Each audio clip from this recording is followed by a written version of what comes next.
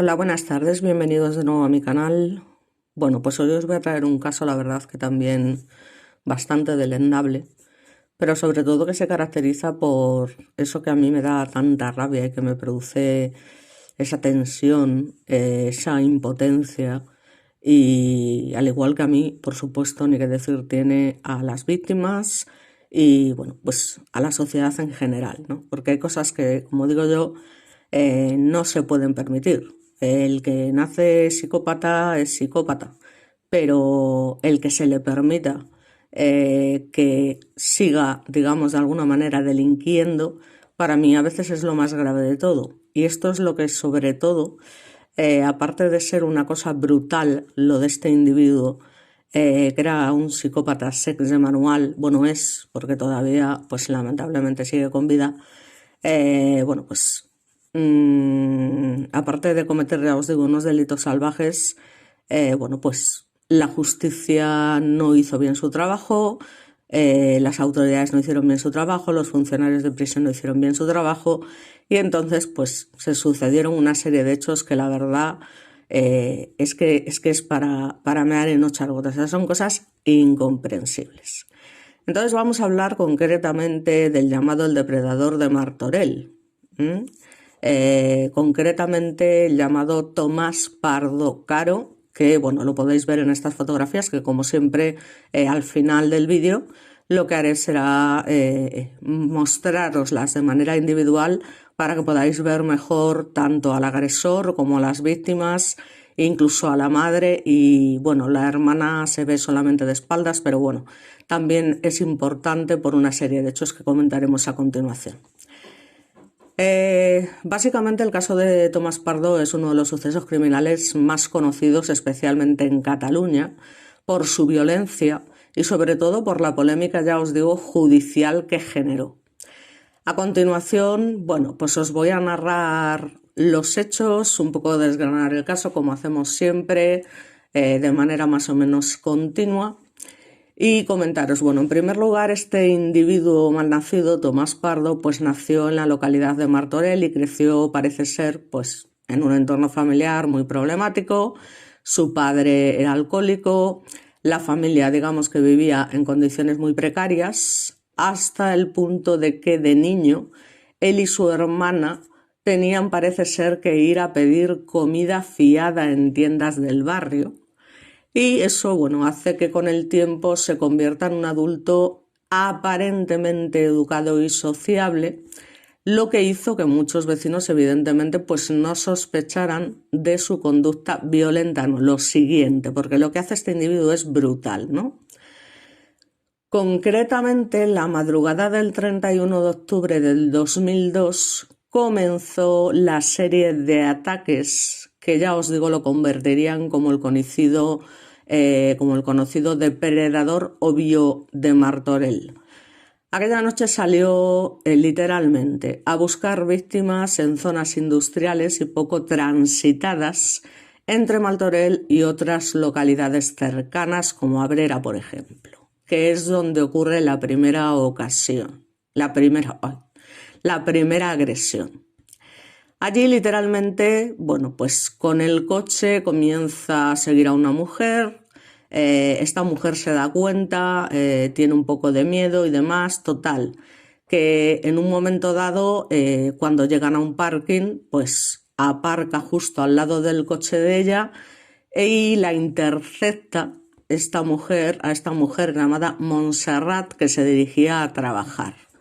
Entonces, bueno, la amenazó violentamente y sobre todo la golpeó con una brutalidad que no os podéis ni imaginar. Es decir, primero le pega un golpe directamente por la ventana, un puñetazo que la deja aturdida, posteriormente a eso la saca del coche y bueno, pues comienza a darle, ya os digo, una paliza, en fin, que vamos, ya os digo, ya iremos un poquito, ya seremos más explícitos un poquito más adelante, aunque por suerte la mujer logró escapar antes de que él pudiera, digamos, consumar la correspondiente, vio que era su intención y probablemente posteriormente acabar con su vida. Entonces el ataque obviamente dejó a la víctima gravemente herida, ya os digo, se salvó porque sus gritos alertaron a las 6 de la mañana, que fue donde ocurrió esto, pues a los vecinos, que como a esas horas no suele haber mucho ruido por la zona, evidentemente pues se asustaron y demás, y entonces empezaron a abrir puertas y ventanas, y este ruido hizo que el hombre saliera huyendo. Pero es que no contento con esto, porque es que tiene huevos la cosa, como este intento es fallido y este individuo estaba, pues como pasaba un poco con Antonio Anglés, o sea, sí o sí necesitaba desquitarse como fuera. Entonces, el individuo sigue merodeando por la zona buscando otra víctima, porque no le había salido bien con la primera, y lamentablemente poco después se encuentra una segunda mujer llamada Lucía Murillo. Esta mujer tenía 37 años y sobre las 7 menos cuarto de la madrugada salía de su trabajo y el agresor la abordó colocando literalmente una navaja en su cuello y la obligó a desplazarse en su coche, amenazada lógicamente con este cuchillo, hacia una zona boscosa conocida por él cercana a Martorell. Allí, en fin, digamos que literalmente la ata, la amarra a un árbol, la golpea, la vio, es decir, abusa brutalmente de ella durante más de 2 horas, además la apuñala, digamos, en el cuello e intenta literalmente matarla, e incluso se dice que intenta romperle el cuello de alguna manera.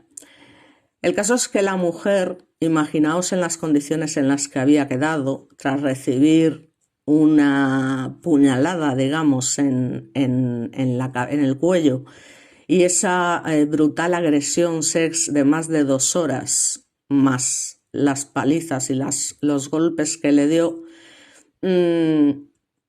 Claro, ella no paraba de chillar hasta que se da cuenta que si sigue chillando, este hombre no la va a dejar hasta terminar con ella. Entonces, digamos que se hace la muerta, literalmente. Entonces, él tranquilamente, creyendo que efectivamente moriría, pues la abandona, va corriendo, va hacia su coche y se va de allí. Entonces, a pesar de sus graves heridas, la mujer logra sobrevivir, lo cual la verdad es que es algo que me alegra profundamente. Lo que pasa es que luego esta gente se queda con unos traumas que no podéis imaginar, ¿no? Como es que es obvio, ¿no? Entonces, bueno, sobrevive, ya os digo, porque ella realmente se hace la muerta, pero las condiciones lamentables en las que se queda hace que deje pasar un tiempo considerable hasta asegurarse de que el agresor efectivamente se ha ido e intente a duras penas levantarse entre caminar, arrastrarse y demás.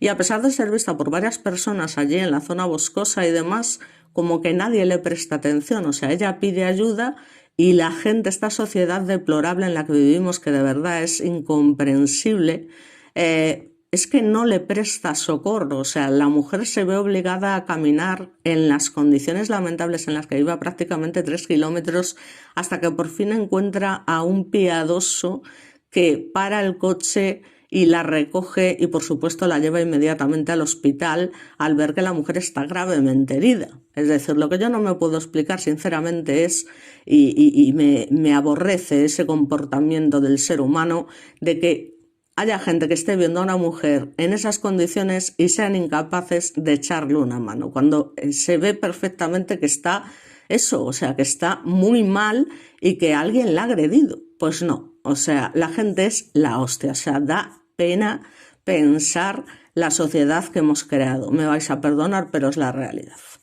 Pero es que además de la agresión sex y el intento de asesinato, también le robó sus objetos personales.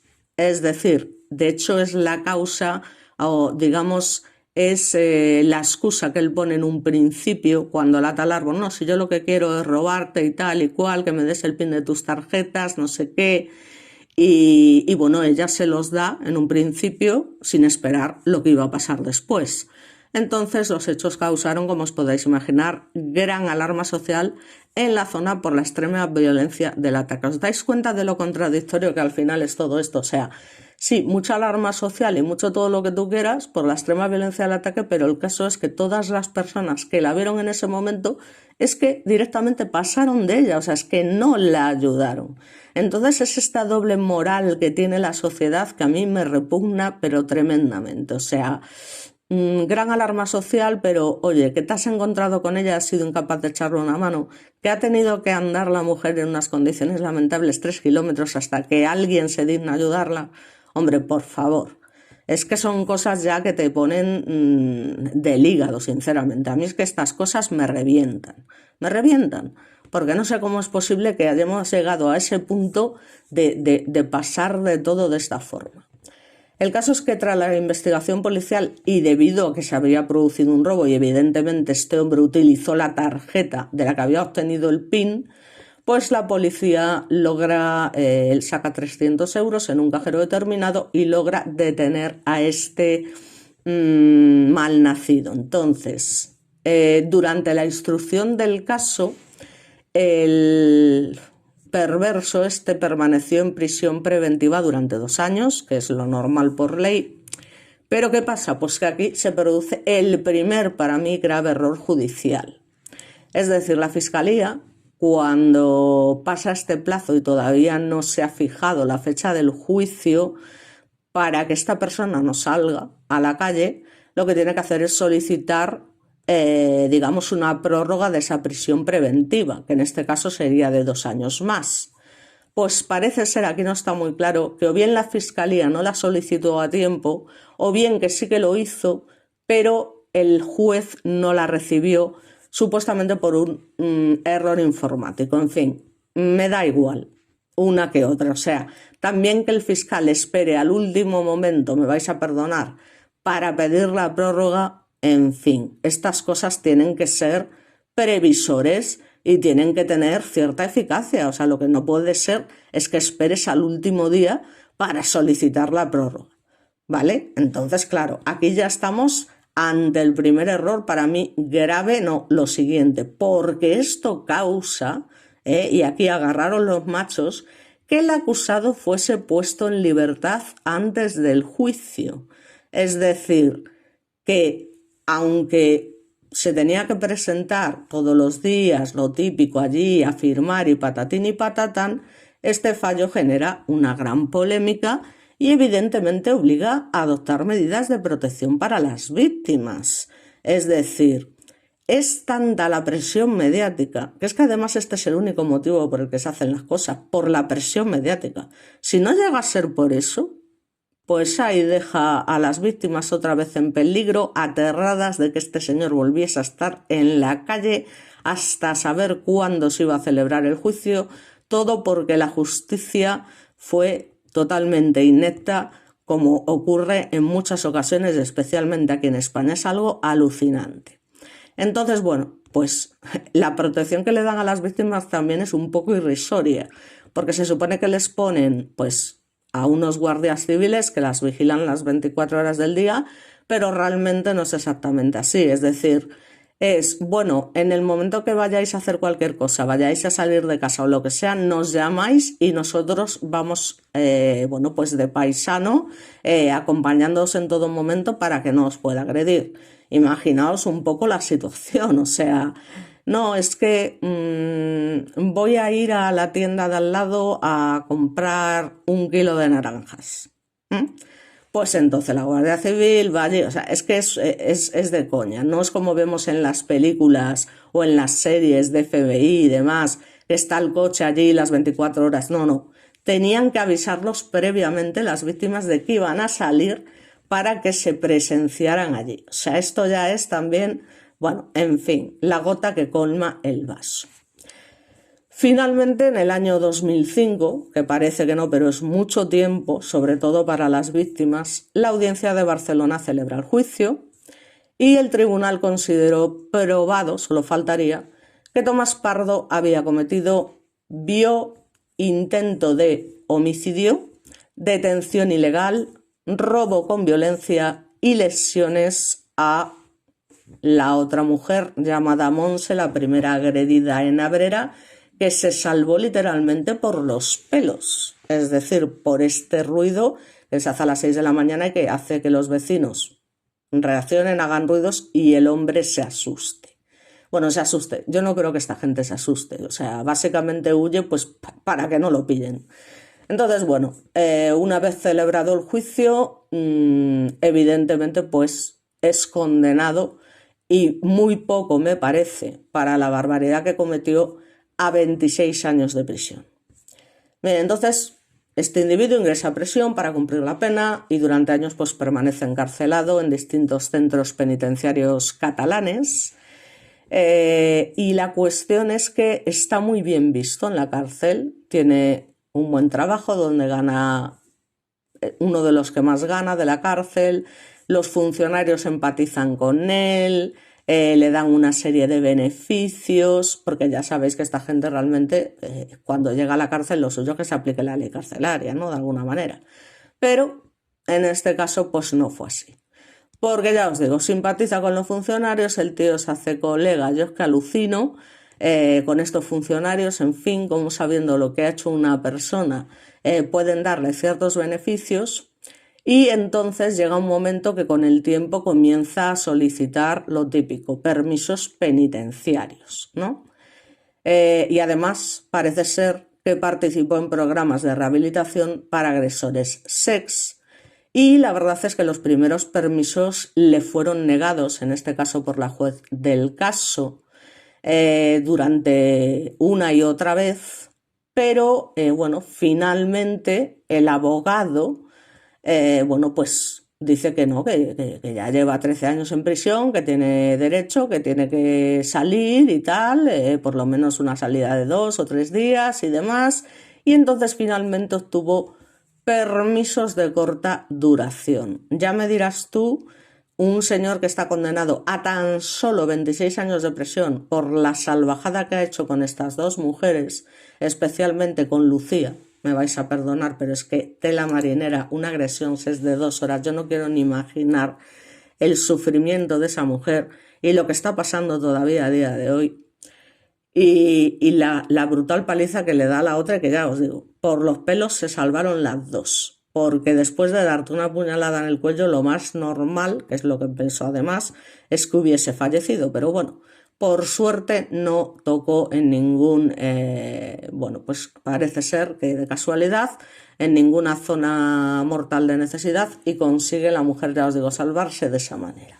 En fin, el caso es que le dan un permiso, o sea, es acojonante, me vais a perdonar, o sea, yo, es que es lo que os digo, llega un momento que ya, como he dicho en innumerables vídeos, en innumerables ocasiones, ya no hay un solo responsable de todos estos delitos, es que hay muchos más y es toda la gente que está detrás y que permite que estas cosas pasen y que de alguna manera, oye, el Consejo General del Poder Judicial tiene que tomar ciertas medidas en ocasiones y poner allí las sanciones que sean necesarias, porque esto fue una vergüenza, una vergüenza. Entonces, muchos años después, mientras aún cumplía esa condena, en uno de esos permisos, el muy HGDP, porque no tiene otro nombre, vuelve a protagonizar, como era obvio por otra parte, porque como he dicho 1000 veces, los psicópatas sex no tienen cura, no se reinsertan, no pueden, o sea, van a volver a reincidir sí o sí. De hecho, algunos de los psicólogos y psiquiatras que lo trataron comentaron que no habían visto nada igual, o sea, que este hombre iba a reincidir sí o sí. Y efectivamente, es que el primer permiso que tiene en el 2016, que es un permiso penitenciario concretamente de 3 días, el tío lo primero que hace que es, pregunto, bien, pues lo que todo el mundo se imagina.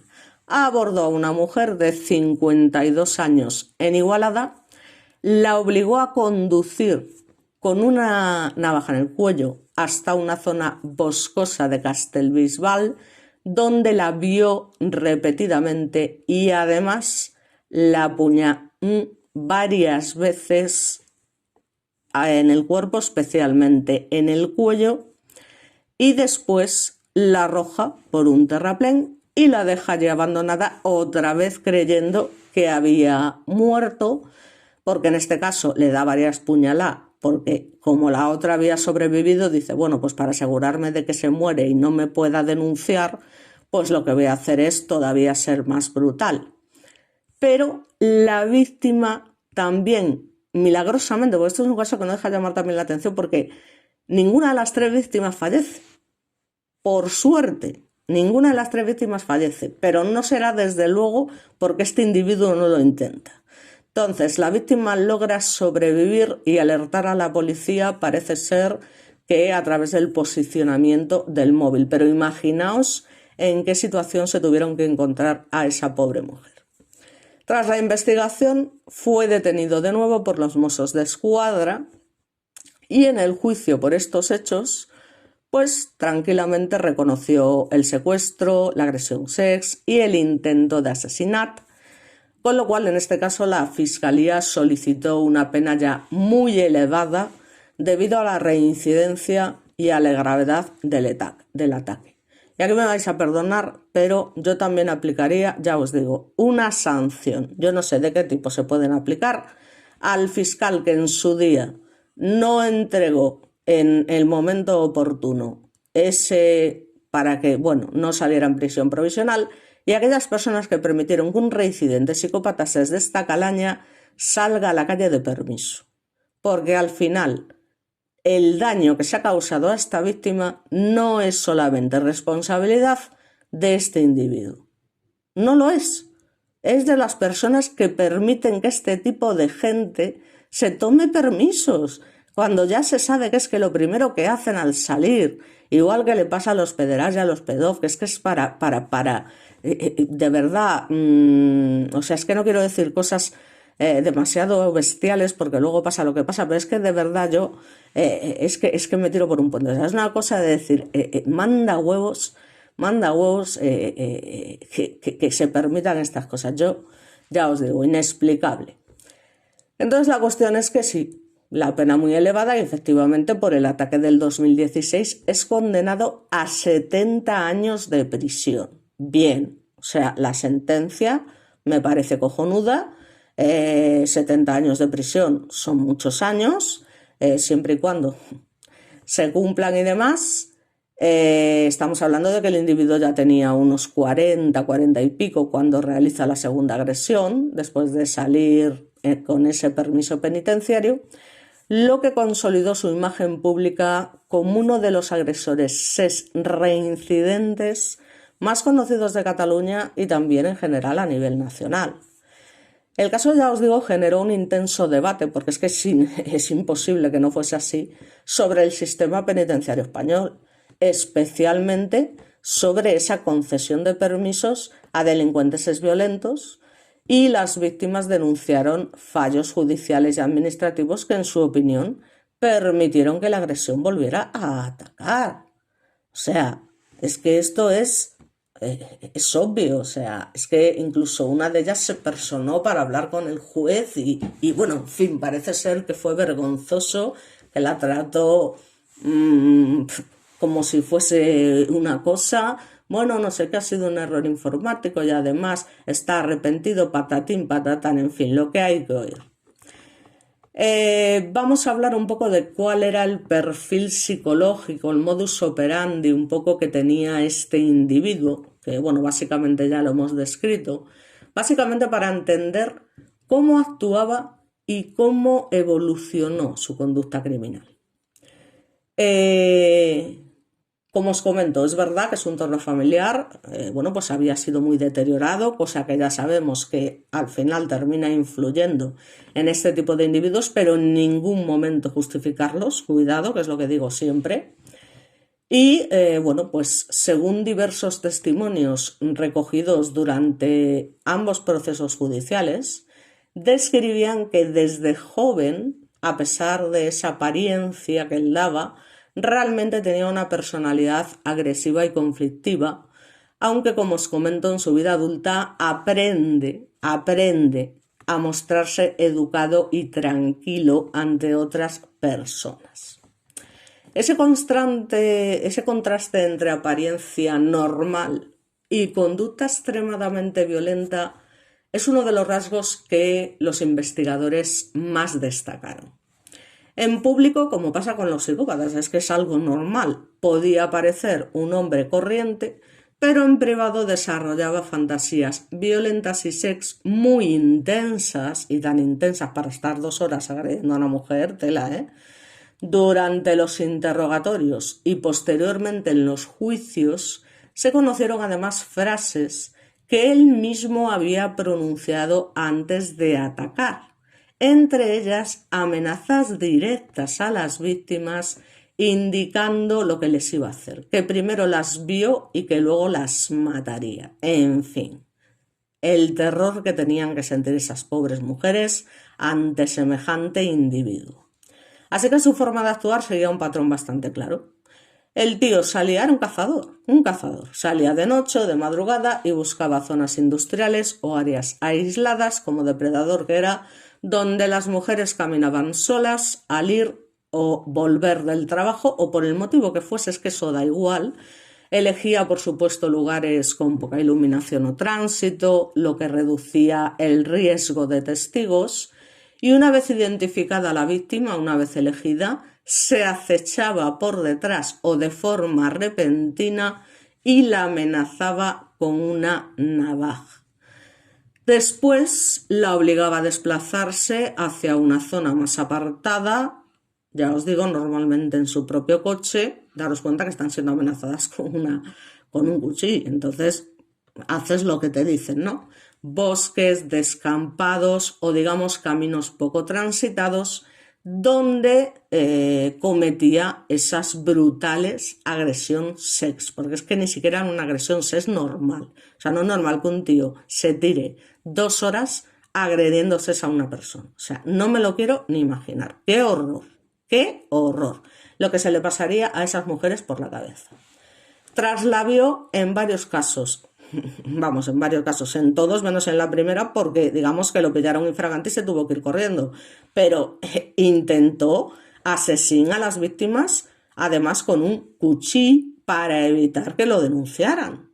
Lo que pasa es que el tío además era un inútil, por suerte, y no lo consiguió. La serie de ataques que lo hicieron conocido comenzó, como os comentó, esa madrugada del 31 de octubre, moviéndose por esos polígonos industriales cercanos a Abrera y Martorell, porque la primera agresión a Montserrat, como se llamaba la primera víctima, fue concretamente en Abrera, donde primero la ataca, como os digo, y luego pues la golpea, pero violentamente, tratando de someterla y en fin, consigue salvarse, pero después de una paliza brutal, por lo que ya hemos dicho, ¿no? El ataque fue extremadamente brutal y la mujer quedó con lesiones importantes y probablemente algunas de ellas de por vida. Después de ese primer intento, como os comento, continúa aún merodeando la zona, que tiene narices, o sea, ya hay que tener ganas de lo que hay que tener ganas, ya os digo, y tanto para estar luego 2 horas, como para decir, bueno, pues otro día. No, ese mismo día tenía que hacerlo de la manera que fuera, y como con la primera no lo consiguió, consigue agredir a esta pobre mujer, a Lucía Morillo, de esa manera tan brutal que ya hemos comentado y que no vamos a repetir. Entonces, ya os digo, en todo momento su intención es acabar con sus vidas. O sea, él piensa que las ha matado y las abandona, las tira como si fueran perros o algo peor, porque los perros valen mucho más que las personas.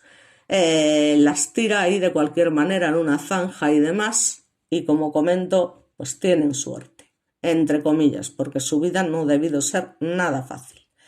Las investigaciones policiales llevaron finalmente a la detención, solo faltaría, de Tomás Pardo, y durante la fase judicial es cuando se produce ese hecho que ya hemos comentado, del error administrativo por parte de la Fiscalía, por parte de que el juez no lo recibe, no lo sabemos, pero todo esto sabemos que provoca esa gran alarma social, que no se deja de hablar de otra cosa porque es una vergüenza, y bueno, pues como ya os comento, es condenado, patatín, patatán, hasta que a los 13 años se le da ese permiso y hace exactamente lo mismo, nada más salir a agredir a esa mujer de 52 años a la que hace el mismo modus operandi.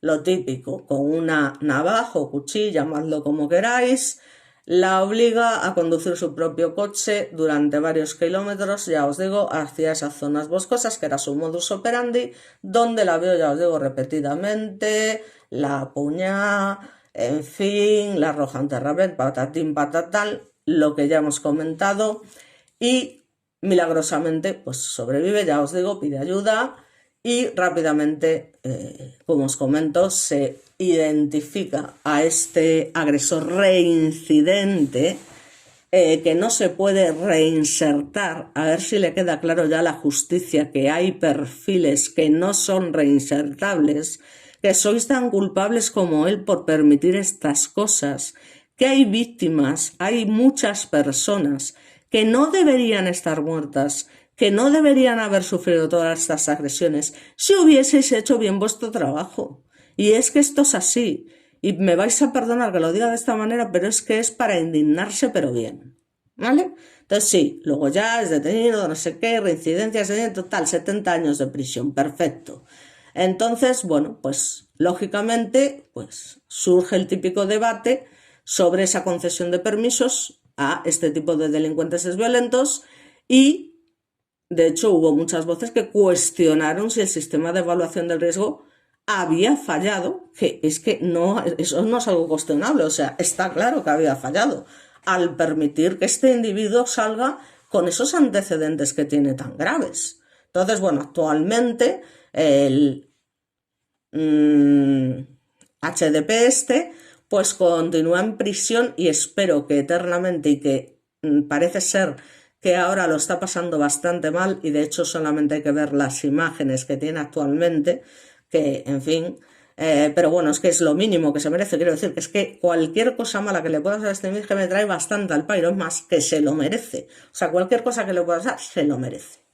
Pero luego además, ya no solamente todo este error judicial y tal, fue un poco qué fue lo que sucedió en esos juicios. En ese primer juicio, sobre todo con esas dos primeras víctimas, Monse y Lucía, que yo de verdad, o sea, eso es una cosa que pasa, ha pasado ya en varias ocasiones, y que es que al final a quien se juzga es a las víctimas, ¿no? O porque son muy guapas, o porque van vestidas de una manera provocadora, o porque van, o sea, al final resulta que la sociedad, es que es una hipocresía de la hostia, o sea, yo, de verdad, la sociedad es así, o sea, es así. Y luego esto pues lo aprovechan evidentemente los abogados, que el primer abogado lamentable que tuvo este individuo de la marinera, y lo que hizo en el juicio fue literalmente atacar a las víctimas como si ellas encima fueran las culpables de lo que les había pasado. ¿Cuáles fueron las declaraciones de las víctimas? Bueno, pues relataron ante la Audiencia Provincial de Barcelona esos episodios extremadamente violentos. La primera de las mujeres explica que el agresor la sorprende por detrás en ese parking de Abrera, que la golpea violentamente, que la tira al suelo mientras es amenazada con un cuchillo y que después pues la patea, bueno, en fin, por todas las partes del cuerpo.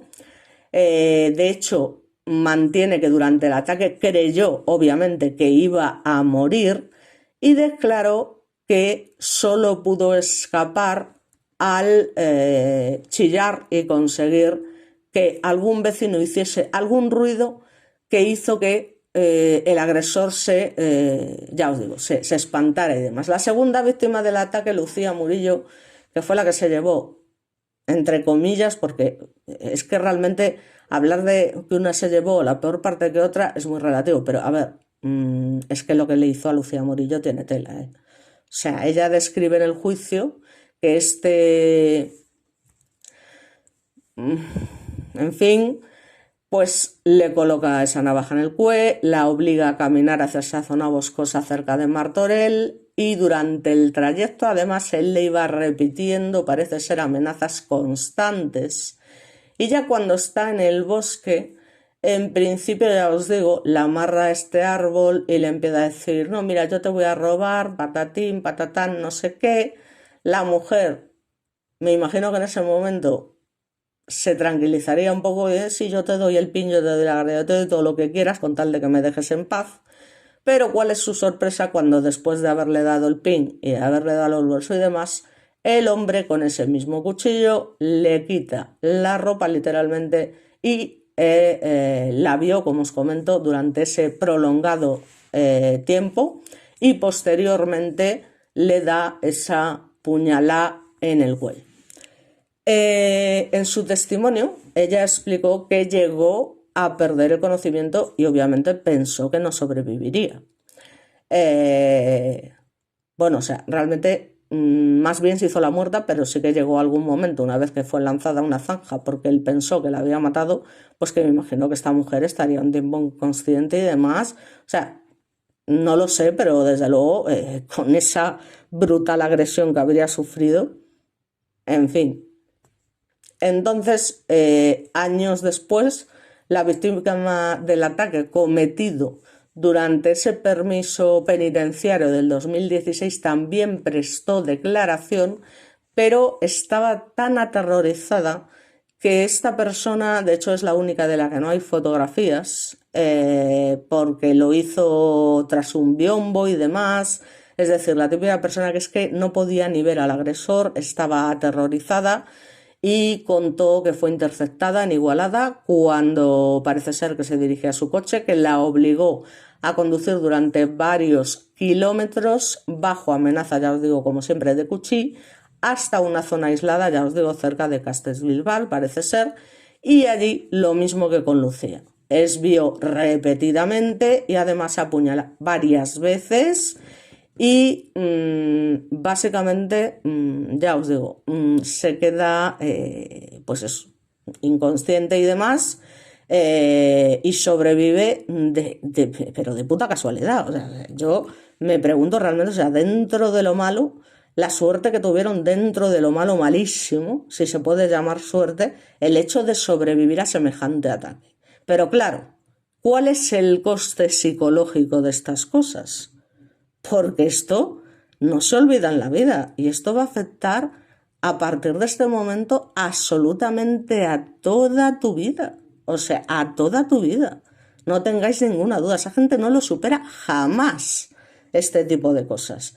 Y eso va a afectar a su vida cotidiana, a su relación con otras personas, por supuesto con parejas. Es decir, es que les arruina la vida. Literalmente son 3 mujeres a las que les ha arruinado la vida el muy cabrón y aún encima se permite porque la justicia es una vergüenza. De ahí, ni qué decir tiene el caso de Marta del Castillo, que tiene tela, no, lo siguiente. Este señor pide, como ha pasado en el caso que traté en mi último vídeo, Antonio del Castillo, que por favor que la UCO se encargue de investigar el asesino de su hija y se ríen en su cara, ¿vale? O sea, me vais a perdonar, pero estoy súper indignada con esta noticia. Se rieron en su cara, o sea, así de claro, y de verdad es que son tan malnacidos como los que han llevado a cabo el delito. Me vais a perdonar, pero se merecen un escarmiento, pero de los grandes, porque hay que tener muy poca vergüenza para reírse de un hombre que está sufriendo y ha sufrido lo que no está escrito. Tanto él como su familia. Y que ha soportado y sigue soportando, lo que yo de verdad llegaría a un momento que, como dice él, mira, yo he intentado todo por las buenas, por las tal, por las no sé qué. O sea, ya llega un momento que es que me va a dar todo igual, ¿sabes? Y voy a hacer lo que se tendría que haber hecho a lo mejor desde un principio. Yo ahí lo dejo.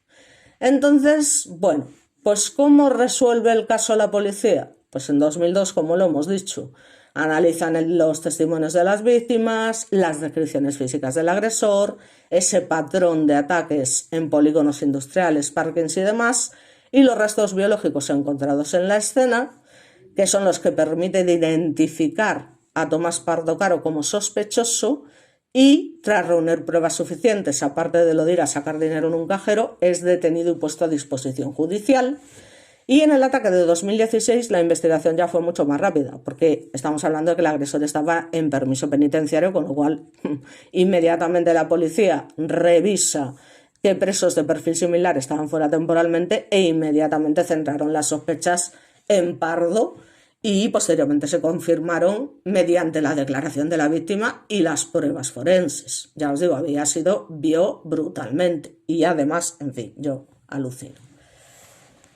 Entonces, bueno, pues ya os digo, realmente lo que causó esa gran polémica fue esa inutilidad, llamarlo como queráis, por parte del fiscal, por parte del juez, por parte de quien fuese en ese primer juicio, que obliga en un principio a que este hombre sea liberado hasta que se celebre el juicio y que además, esto es un dato curioso, el tío tiene pareja, es decir, yo lo que no entiendo es cómo este tipo de individuos pueden relacionarse de alguna manera con otras personas.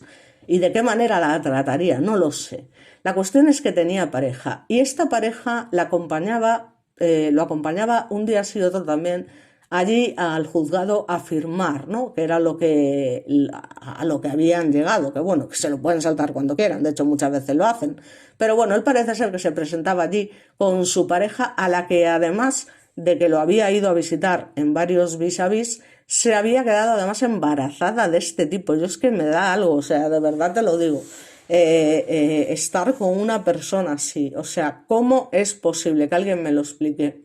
Entonces, bueno, ya os digo, gracias a esa enorme polémica mediática y política en España, porque estamos hablando, es que no lo olvidemos, de un psicópata sex extremadamente violento que había intentado matar a todas sus víctimas, pero que dio la casualidad de que no lo consiguió con ninguna, pero no porque no lo intentara y no porque no incluso creyera que lo había conseguido, sino porque, bueno, por casualidad y por, no sé, o sea, llámalo X, consiguen sobrevivir.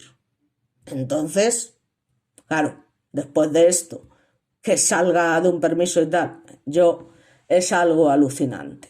Es ahí donde surge el debate más fuerte, claro, cuando se le da ese permiso y vuelve a atacar mientras cumplía condena, que además es que es lo primero que hacen. Porque los pederas hacen exactamente lo mismo. 2 días de permiso, buscan a otro niño, patatín. ¿Qué pasa? Pues que es que de verdad, o sea, ¿esa gente puede dormir de noche?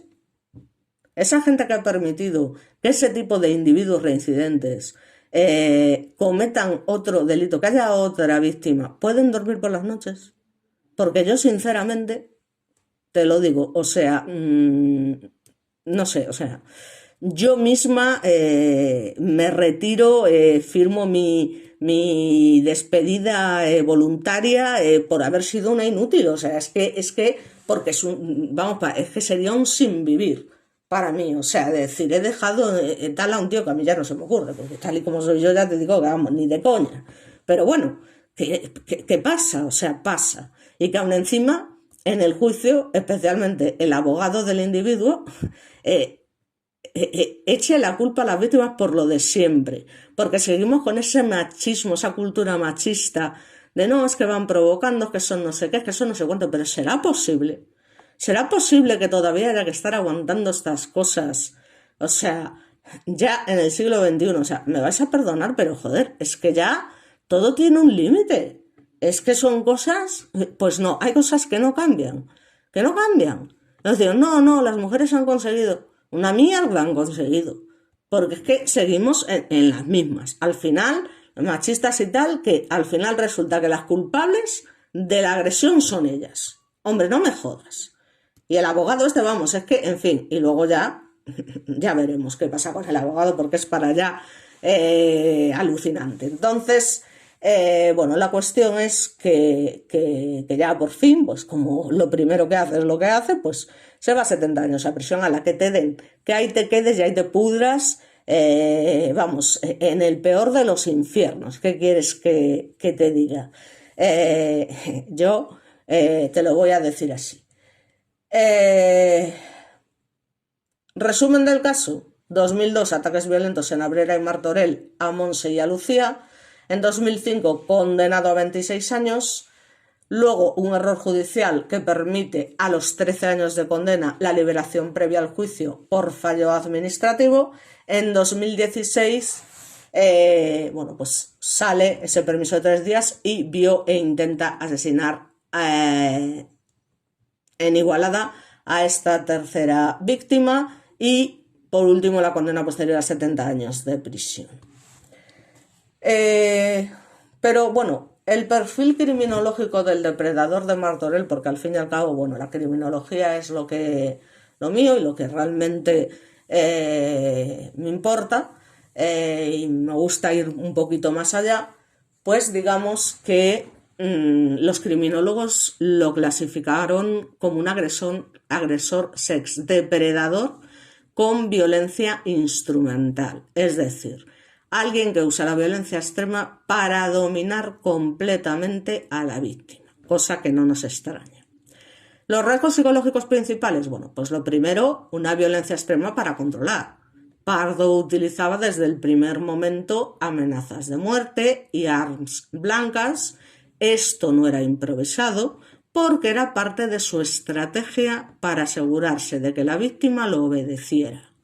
En segundo lugar, las fantasías violentas, es decir, durante los ataques pronunciaba amenazas repetidas en las que mezclaba bio y asesín, y este tipo de verbalizaciones suelen aparecer en agresores con fantasías violentas previas al delito, es decir, están causando el sufrimiento doble a la mujer, ya no solo de la agresión, sino decir que sepas que te voy a tal y te voy a cual, o sea, tela, porque esto es cruel, no lo siguiente.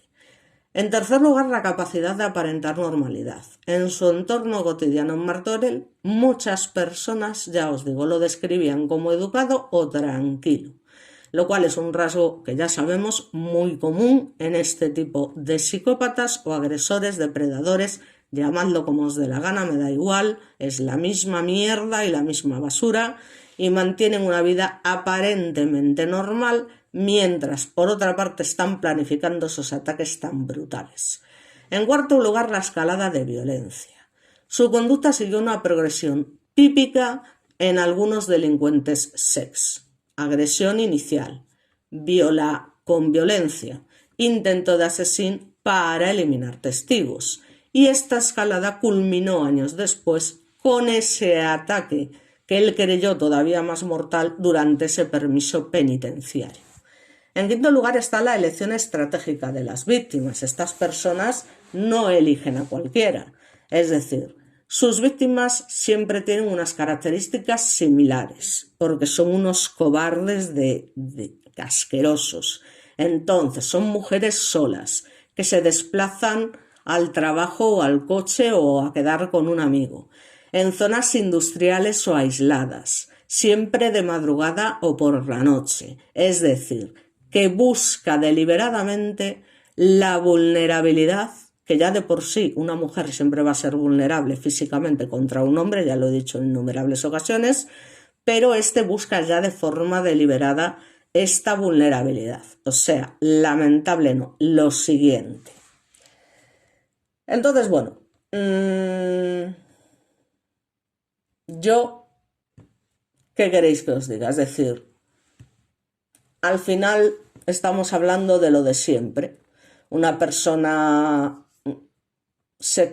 extremadamente violenta, con esa reincidencia, tras una condena previa, un nuevo crimen cometido, durante ese permiso penitenciario, con un además modus operandi como ya un poco más perfeccionado, donde él, digamos que primero secuestra a la víctima, obligándola a entrar en su coche con ese cuchillo, y bajo una amenaza constante, la pobre mujer tiene que conducir durante varios kilómetros, mientras es el agresor el que la dirige, ¿vale? Y la lleva a esa zona, como hemos dicho, apartada, patatín, patatán, donde hay poca presencia de personas, lo que él sabe perfectamente porque lo conoce muy bien.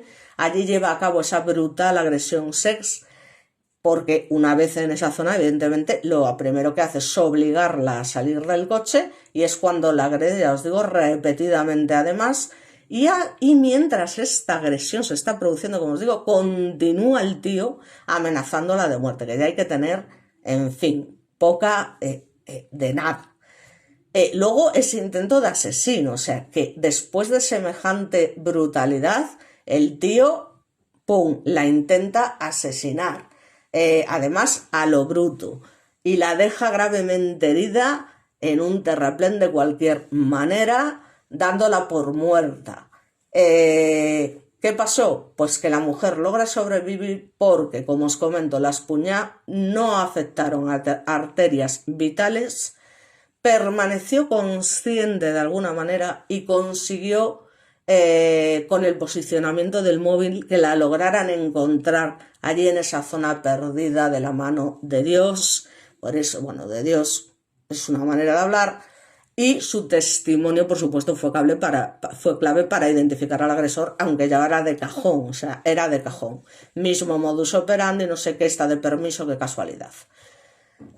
La detención se produce, como ya hemos dicho, al comprobar que está de permiso y demás, y que estos presos peligrosos, pues, cuando están temporalmente fuera, en fin, y las características del ataque además coinciden perfectamente con el perfil del tal Tomás Pardo, en fin, pues iba a hacer una rima, pero ya no. El juicio y la condena, pues ya lo digo, por varias cosas: agresión, secuestro, intento de asesinato, tal, en fin, reinsertarse, iba a decir, reincidencia, patatín, patatán, total, 70 años. El caso es que esto ha sido muy estudiado en la criminología de España, porque reúne esos tres factores raros al mismo tiempo. Es decir, ese agresor es extremadamente violento, esa reincidencia tras condena previa y un nuevo crimen cometido durante un permiso penitenciario. Algunas de las frases que decía este sinvergüenza, malnacido, malparido, bueno, pues según declaraciones recogidas en los juicios en la Audiencia Provincial de Barcelona, utilizaba amenazas constantes para paralizar a las víctimas. Y estas frases tenían un patrón muy claro, que era combinar esa violencia sex con amenazas de muerte. Algunas de las expresiones que las víctimas recordaron fueron amenazas directas con el cuchillo en el cuello, y les repetía que no gritaran y que hicieran exactamente lo que le ordenaba si querían seguir con vida. En fin, en varios momentos las víctimas declararon que el agresor decía frases que implicaban que primero iba vivo y después matarlas. Ese tipo de amenazas se repetían, como hemos comentado, mientras las obligaba a caminar hacia zonas apartadas. Terrorífico, aterrador, depravado, en fin, no tengo palabras. Los investigadores destacaron que estas verbalizaciones no eran solo amenazas impulsivas. Esto en criminología se interpreta como una forma total de control psicológico absoluto sobre la víctima, aumentando el miedo, el pánico, el terror, para evitar por su parte cualquier intento de escape, con lo cual está perfectamente premeditado y preparado para lo que va a hacer. Entonces, durante el ataque ocurrido en el año 2016, durante ese maldito permiso penitenciario, también se repitieron amenazas de muerte mientras la víctima conducía el coche bajo coacción, que no sé ni cómo no se estrellaron, y el agresor mantuvo en todo momento el cuchillo cerca de su cuello durante todo el trayecto para evitar, ya os digo, no solo que intentara escapar, sino que ya os digo que intentara provocar un accidente, porque yo es lo que pienso, ¿no? En algún momento determinado, ante una cosa así que no sabes lo que van a hacer contigo y demás, puede parecer una vía de escape, decir, pues me la pego contra un árbol y a ver qué pasa. O sea, no sé, pero claro, esos son pensamientos lógicamente en frío y desde la distancia, pero en esos momentos el pánico te tiene totalmente paralizada y haces, vamos, todo lo que el tío te diga. Y ya os digo, ¿cómo sobrevivieron las víctimas? Pues aunque fueran extremadamente violentos los ataques, bueno, pues las víctimas logran sobrevivir por diferentes circunstancias. En el primer intento, como hemos dicho, porque Ese ruido de los vecinos espanta al agresor, aunque fue golpeada, ya os digo, brutalmente, consigue levantarse y ir a esa zona donde podía pedir ayuda.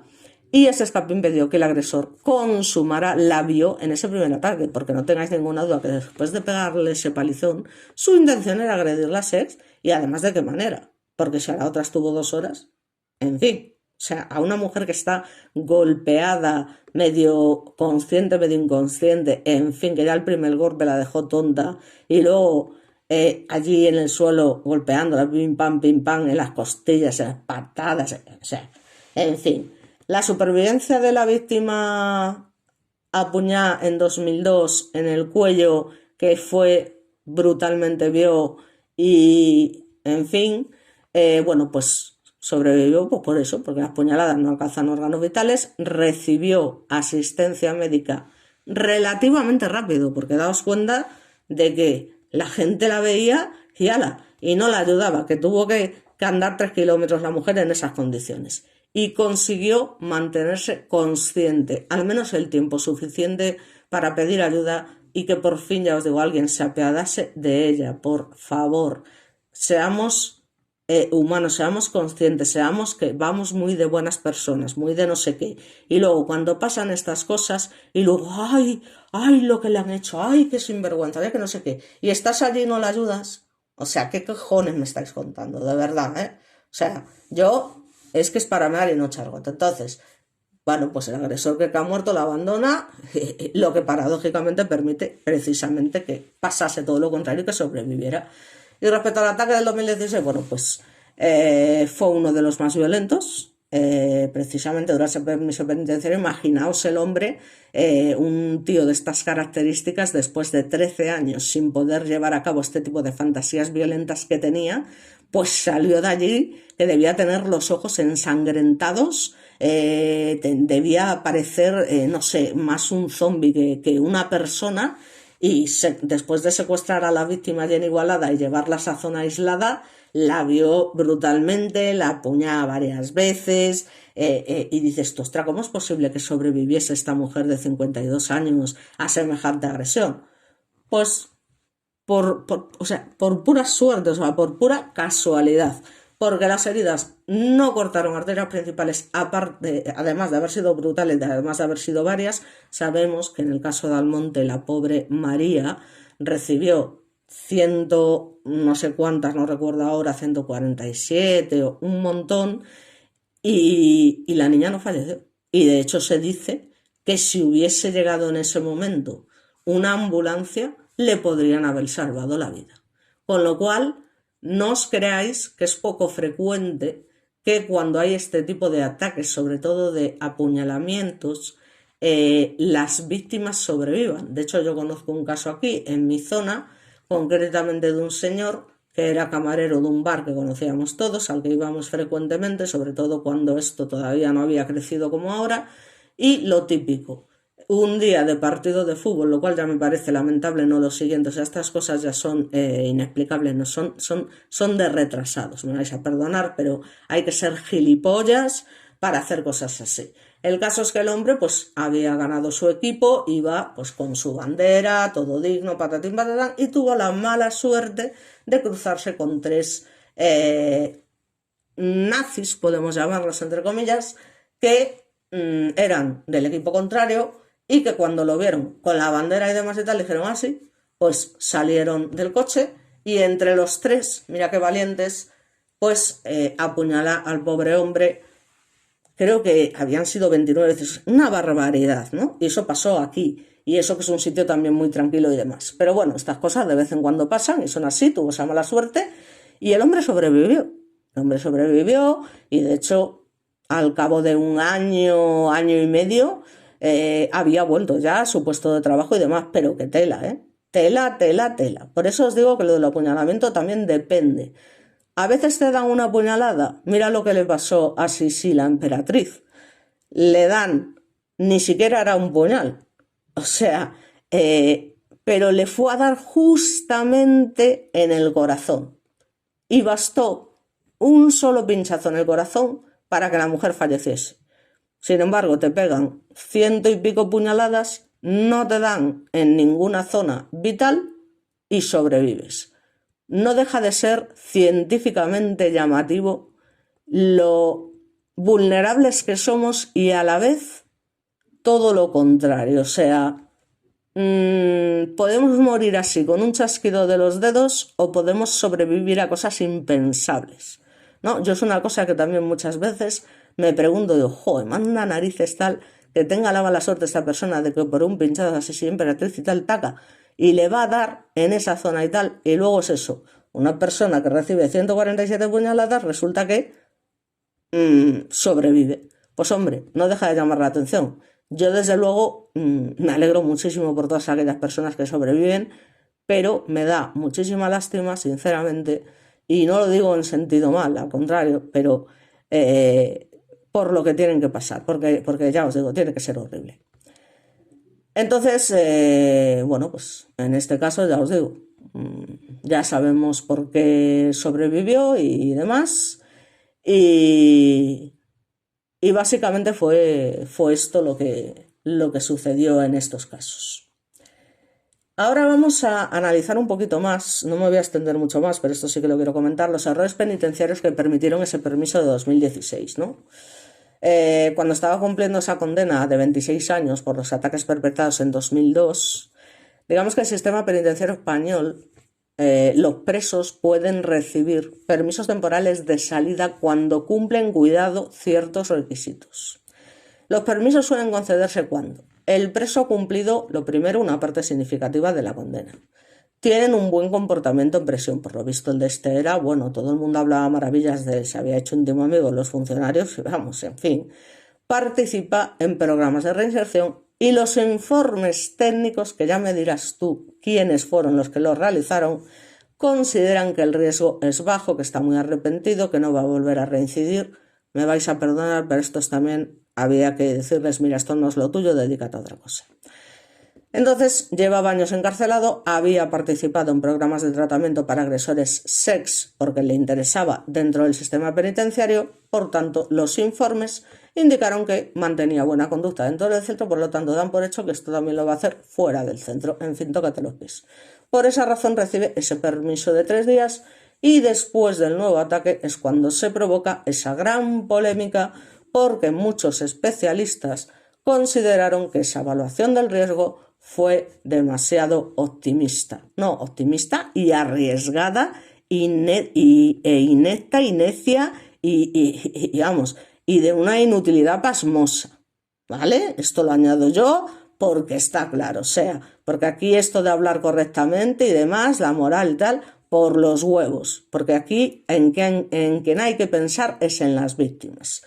Y entre los fallos que se señalaron, bueno, pues lo primero, la evaluación de riesgo insuficiente. Algunos expertos señalaron que su perfil era de agresor sex extremadamente violento, con intento de asesinato en sus delitos anteriores, y ese tipo de delincuentes es que suele considerarse de alto riesgo de reincidencia porque es un psicópata sex, repito. Por otra parte, dependencia excesiva del comportamiento en prisión. Había mostrado, como hacen todos, una conducta correctísima, a pesar de que varios criminólogos recordaron que el comportamiento en un entorno controlado no siempre predice el comportamiento en libertad. Y esto los psiquiatras y los psicólogos no lo tuvieron en cuenta, señores, no lo tuvieron en cuenta. Falta de control durante el permiso. Durante el permiso no se le puso vigilancia directa ni dispositivos de seguimiento a un hombre peligroso, un depredador, un cazador. Por tanto, tras el ataque de 2016 es cuando se reabre el típico debate sobre que los permisos, no sé qué, a delincuentes sex, violentos, no sé qué, no sé cuánto, perfil, patatín, patatán, tócame los pies. ¿Vale? Entonces, ha sido analizado como un ejemplo de depredador sex, según la criminología, ya os digo, violento con rasgos psicopáticos. Los especialistas han señalado que es un predador oportunista, no atacaba a personas conocidas, buscaba víctimas desconocidas, ya sabéis, donde estuvieran alejadas, solas y demás, vulnerables. Esto indica una conducta depredadora típica, que es básicamente salir deliberadamente a buscar víctimas vulnerables. Por otra parte, la dominación total de la víctima, porque durante los ataques utiliza esos instrumentos, cuchillo, navaja, amenazas de muerte, desplazamiento a zonas aisladas, con lo cual esto indica, criminológicamente hablando, que el objetivo no era solo sex, sino también de control y dominación absoluta y finalmente de asesino. La violencia posterior a la agresión sex en varios ataques es que intenta matar a sus víctimas, no en varios, en todos, después debió. Entonces esto se interpreta como un intento de eliminar testigos, una escalada de violencia y por supuesto una total deshumanización de la víctima.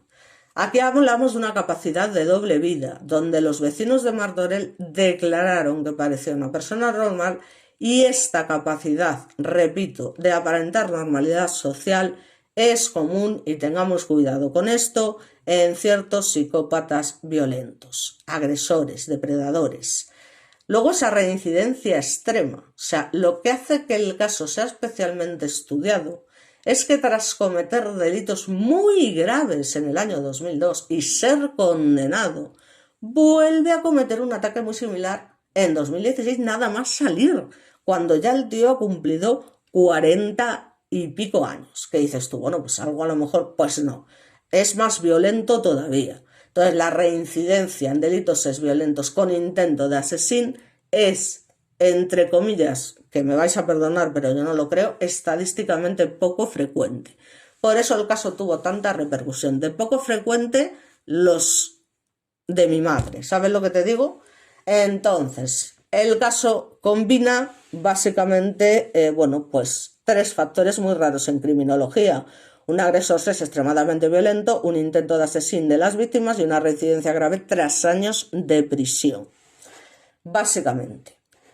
Entonces, vamos a continuar con, ya no vamos a hablar de lo de los juicios y demás, porque ya lo hemos comentado, y cómo funcionan los permisos penitenciarios en España, porque ya os los he resumido básicamente. Entonces, a ver un momentito.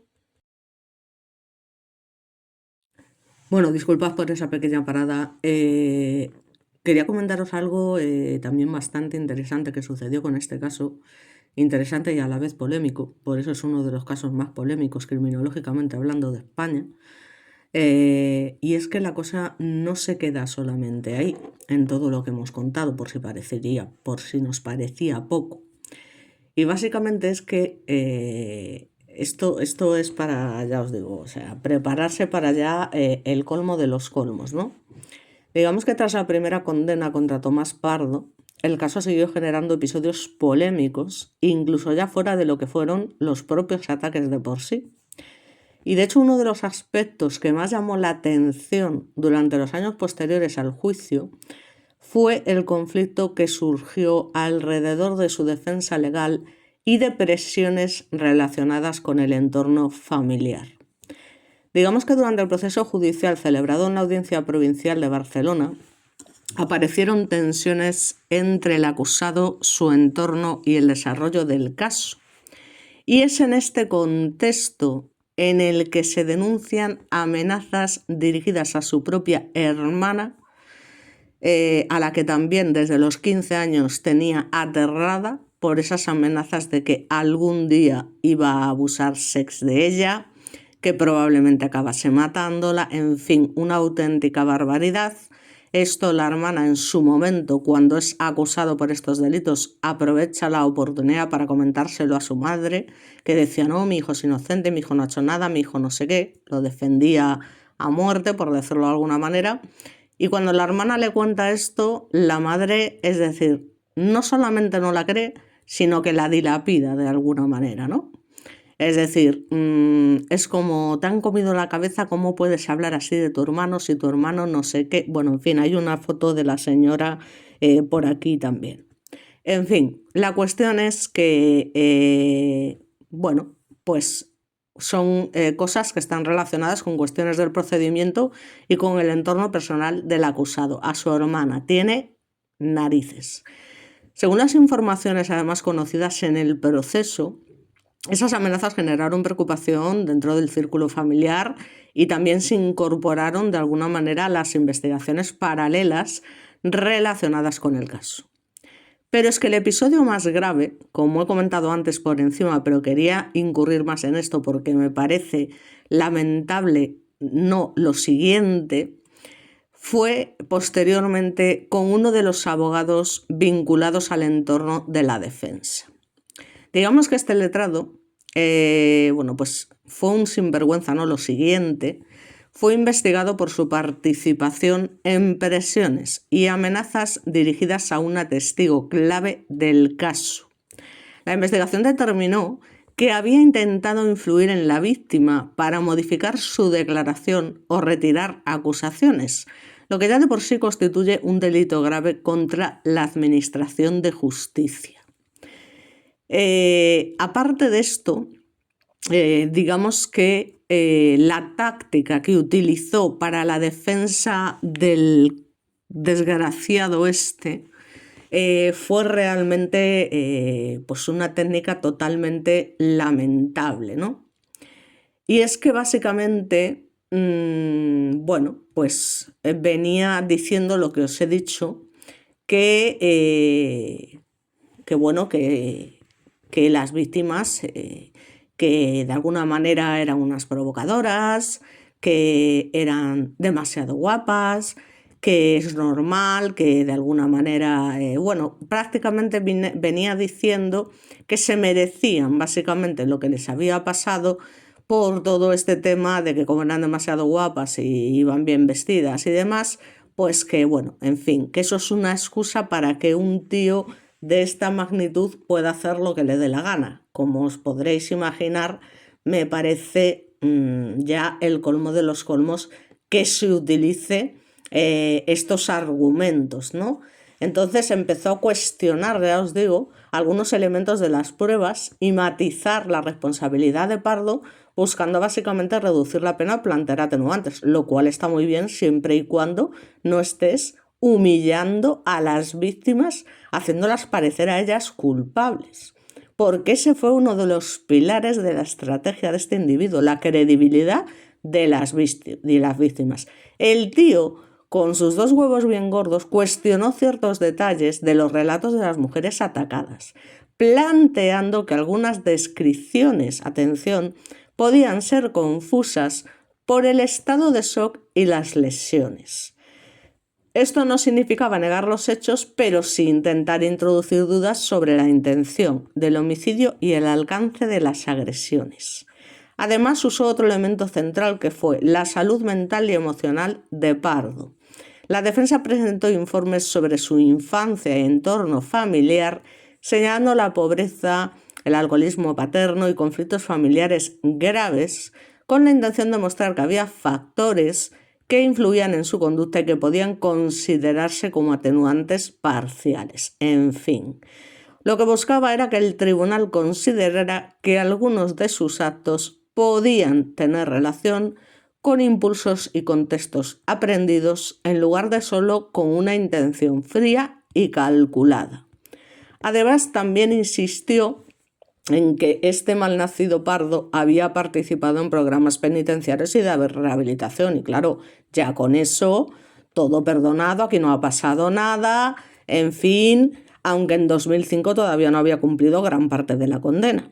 Y esta línea argumentativa buscaba presentar al acusado como alguien con posibilidad de reinserción y con un comportamiento que podría evolucionar favorablemente con el tiempo, intentando suavizar la percepción de peligrosidad del tribunal. Finalmente, la estrategia incluyó argumentos técnicos, incluso sobre la valoración de pruebas forenses y lesiones, para intentar limitar la calificación de algunos delitos, especialmente en el de homicidio en grado de tentativa, para reducir la pena total. Menos mal que a pesar de todas estas tácticas lamentables, el tribunal consideró probados los hechos en su totalidad, tanto la agresión SES como el intento de homicidio, detención ilegal, robo con violencia y lesiones, y no se logró por parte de esta defensa lamentable que se redujese la condena y que Pardo fuese sentenciado a 26 años de prisión. Pero sin ninguna duda esta estrategia defensiva desarrolló un debate judicial enorme y una repercusión mediática y social muy grande. Y es más, es que lo del caso de este tipo también es totalmente digno de estudio, ¿no?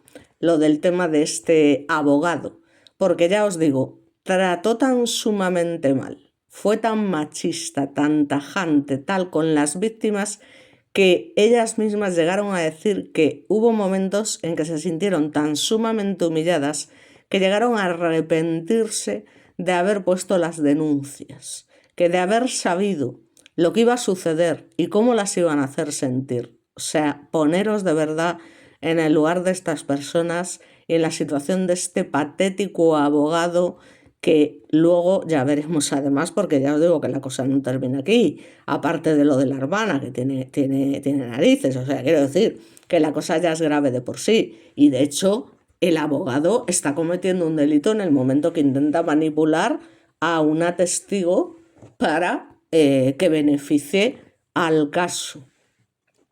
Entonces no solamente esto, señores, es que resulta que poco después de que sucedieran todas estas cosas, digamos que hubo un episodio muy grave relacionado con este abogado que había estado involucrado en esa defensa de este, no sé, y posteriormente terminó él mismo enfrentándose a un proceso penal propio por delitos completamente distintos. Estamos hablando de que años después de su participación en el entorno del caso, el propio abogado fue investigado y juzgado, ataros los machos, por abusos a una menor con discapacidad. ¿Os podéis creer que un individuo que ya se veía en el tribunal por su manera de dirigirse a las víctimas, de hablarles, de tratarlas, en fin, luego este tipo resulta que parece ser que abusó de una menor, ya te digo, aún encima con discapacidad, y fue juzgado y está actualmente cumpliendo condena. Me parece, mira, yo si hubiese sido el juez en ese juicio, ya te digo que en el momento en que el tío empieza a argumentar, tratando a las víctimas como si fuesen las culpables de lo que han sufrido, de lo que han padecido y demás, hago un receso inmediatamente, me llevo al abogado al despacho, lo pongo a caer de un burro y le doy una sola advertencia. Os lo digo así de claro, o sea, como vuelva usted a dirigirse en estos términos hacia las víctimas, automáticamente queda usted destituido de su posición como defensor de esta persona y automáticamente esta persona se va derechita a la cárcel porque está usted cometiendo perjurio, injurias y un montón de calumnias y aún encima, en fin, o sea que no sé cómo un juez y demás personal que estuviese allí pudo permitir que en el juicio las que fueran juzgadas fuesen las víctimas y no el agresor. Así que ya os digo, tela marinera con el abogado, que ya os digo que la investigación judicial determinó que había mantenido conducta de abuso contra una niña, ya os digo, que presentaba esta discapacidad, lo que agravó además especialmente el delito desde el punto de vista legal. En este caso fue instruido por la justicia en la provincia de Barcelona y tras el juicio correspondiente el tribunal consideró probados los hechos, con lo cual hubo una sentencia que estableció que el acusado, este abogado malnacido, se había aprovechado, manda cojones, de la situación de vulnerabilidad de la menor, algo que en el derecho penal español constituye una circunstancia especialmente agravante. Y como resultado del proceso judicial, el abogado fue condenado obviamente a pena de prisión y quedó inhabilitado para ejercer la abogacía. Es que ya tendría que haber quedado inhabilitado en el momento que estaba haciendo esa argumentación. Es que ya te digo que yo soy juez y digo, mire, Sigue usted en estos términos y automáticamente se destituye y punto. Que para eso está el juez también, que cómo es posible que el juez mantuviese la boca cerrada mientras este individuo estaba despotricando contra las víctimas, insultándolas, ofendiéndolas, humillándolas y todo lo que os podréis imaginar. La sentencia también incluyó medidas de protección para la víctima y responsabilidades civiles derivadas del daño causado, o sea que no estamos hablando de ninguna tontería. Por lo que este testimonio, este episodio, aumentó aún más la controversia que ya de por sí existía alrededor del entorno del caso del llamado depredador de Martorell, porque implicaba que una persona vinculada a la defensa legal de este malnacido en aquel proceso terminaba siendo condenada también por malnacido por delitos graves en un caso completamente distinto. En fin, tela marinera, tela marinera. Pero ya la gota que colma el vaso es una cosa que se desconoce, que prácticamente todo el mundo desconoce, digamos, por decirlo de alguna manera. Y es que, bueno, pues básicamente el propio acusado y condenado Tomás Pardo tuvo la cara, de alguna manera, una vez que fue declarado culpable en ese primer juicio, de escribir una carta. Una carta que los criminólogos obviamente estudiaron con detenimiento. Y en esta carta se percibía una voz que mezclaba aparente arrepentimiento con manipulación calculada. ¿Qué quiere decir esto? Bueno, pues que comenzaba describiéndose a sí mismo como un hombre cambiado, entre comillas, por los cojones, y consciente de la gravedad de sus actos, intentando mostrar remordimiento y responsabilidad ante lo sucedido. Sin embargo, en el mismo texto dejaba entrever que consideraba que las víctimas, de alguna manera, habían contribuido a su conducta, provocación, en fin, un recurso típico de depredadores sex para justificar lo injustificable, sus actos y disminuir su culpabilidad, no solo ante sí mismos, sino ante otros. Y es que a lo largo de esta carta, este individuo, Tomás Pardo, hablaba de su experiencia en los programas de rehabilitación y de cómo había trabajado para corregir sus impulsos. Pero simultáneamente hacía comentarios sutiles sobre la rigidez del sistema penitenciario, presentando, que ya hay que tener jeta, pero una cara muy dura, la normativa de permisos y salidas temporales como algo que podía aprovechar para demostrar que había cambiado, señores. Los psicólogos que evaluaron la carta concluyeron que esta parte era un intento deliberado de manipular a las autoridades, evaluando cómo podían interpretar su conducta y si le permitirían permisos de salida. En varios pasajes de esta misiva también se percibe además un tono de desafío velado, donde el tipo cuestionaba la percepción social, atención, de su peligrosidad y se refería a su capacidad de adaptarse, me da la risa por no otra cosa, al entorno carcelario, sugiriendo indirectamente que podía comportarse correctamente bajo control mientras la planificación interna de su agresión seguía intacta como se demostró posteriormente. Así que lo sepáis, que esto no se ha hecho público, pero que esto pasó y es más, criminológicamente la carta mostraba 3 elementos clave. Primero, manipulación y estrategia. Buscaba convencer a los responsables de prisiones y a los jueces de que era un preso modelo, incrementando sus posibilidades de obtener permisos.